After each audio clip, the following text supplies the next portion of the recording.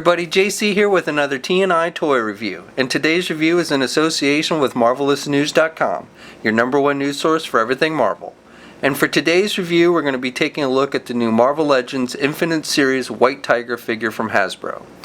Now this figure is part of the Spider-Man Legends Rhino Build-A-Figure wave, and it comes packaged in the same style packaging we've seen with the other Spider-Man figures.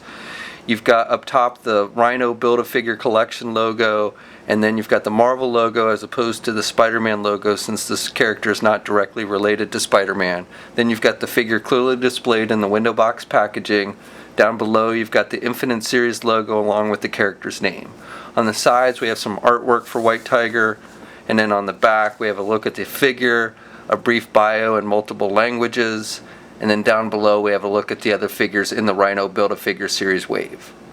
Okay, so let's get this open and take a look at what's inside. So here's a look at the figure outside of the packaging. So first of all, this figure comes with the torso section for the Rhino Build-A-Figure. Now this is the second figure in this wave to come with this Build-A-Figure piece. So you can, if you don't want to get all the figures in the wave, the Misty Knight figure also comes with this same exact torso piece. So you don't have to get both figures if you want to complete your Rhino. We'll be, once we have all the pieces assembled for Rhino, we'll be looking at it in its own review in the next few days, so stay tuned for that. Okay, so the figure itself, now this is a reuse of that Jubilee Build-A-Figure mold for the most part that we've seen with many of the smaller, used with the smaller female figures, the Spider-Girl and stuff that's recently released, which I don't have those figures, but for Jubilee, specifically to Jubilee, the figure uses the same legs and feet and lower torso. The upper torso is different, the head sculpt's different, the arms and hands are different. These are probably the arms from one of those Spider-Girl figures. The head is new. It's a female looking, a much more feminine looking cat head sculpt than like Black Panther. It's not a reuse of the Black Panther head sculpt. So that's a new head sculpt, and you've got the ponytail or the hair that comes out the back, and that's all black. The paint applications are pretty simple on this figure. It's basically just a pearl white for most of the body. Then you have like a very dark gray for the tiger stripes on the midsection and up here on the shoulders. And you can see, once again, we've seen this many times, where the hinge joint is, they didn't paint over it, so you've got that kind of gap there at the hinge joint for the tiger stripes. It's got the neon green eyes, and then that matches her amulet, which is removable, which is neon green with some yellow on it. And the detail on the amulet is pretty good, pretty true to what we see in the comics. And again, you can just pop her head off and take the amulet off if you want. It's made just with that kind of flexible plastic material. For the hands, they've sculpted, she's got like little sharp fingernails for claws, so I think the hands come out looking pretty good. I like the sculpting and detail on the hands for this figure. And just to point out, on my figure, I've got some plastic that's kind of peeling off here at the one elbow joint at the hinge. It's nothing too major, but just want to point that out. So the figure stands about 5.5 inches, maybe a hair taller with her cat ears. And she's a little bit shorter than the Jubilee figure. So the figure has pretty good articulation. The head is on a ball hinge joint, so she can look left and right, even with the long hair in the back. And she can look down.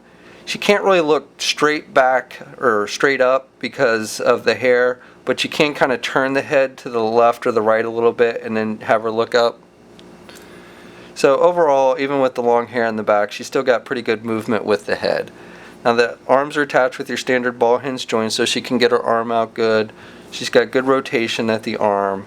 No bicep swivel, but you do have the swivel at the elbow.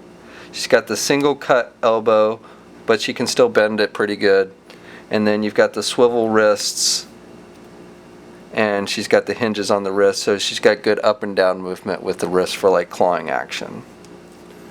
She has a midsection swivel basically, but no real crunching down or looking back up.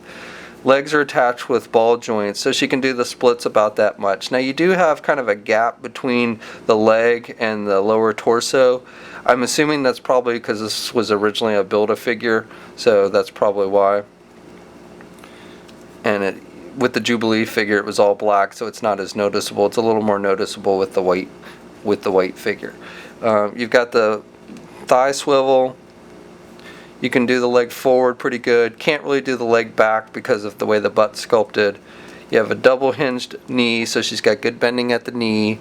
She's got the boot cuff swivel, and then ankle pivot.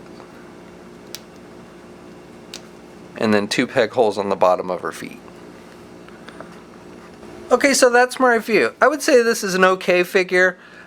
Basic paint applications. If you're a fan of the character, then I think you definitely want to get it. But if you're not, like, I'm not very familiar with this character. I read a couple, like the first couple issues of Mighty Avengers that she was in, and that's really the only time I've seen her in the comics. I know she also has appeared in like the Ultimate Spider-Man cartoon. So, and I know I think there was a male version of White Tiger, and then maybe even an older female version. But again, I'm not super familiar with the character, so the figure doesn't do a whole lot for me. You don't necessarily need to get it for the Rhino Build-A-Figure if you've got the Misty Knight figure, and if I had to choose between White Tiger and Misty Knight, I'd probably go with the Misty Knight figure. But this figure is, along with the rest of the Rhino Build-A-Figure series, is slated to hit probably within the next few weeks. It's started to hit overseas, so you should start seeing it here in the United States probably within a couple weeks. We'll have a full gallery of images of this figure over at marvelousnews.com. There's a link in the description below for that. And as always, we ask, leave a comment, let us know what you think. If you're so inclined, please like the video, and if you haven't already, please subscribe. And until next time, I'll catch you later.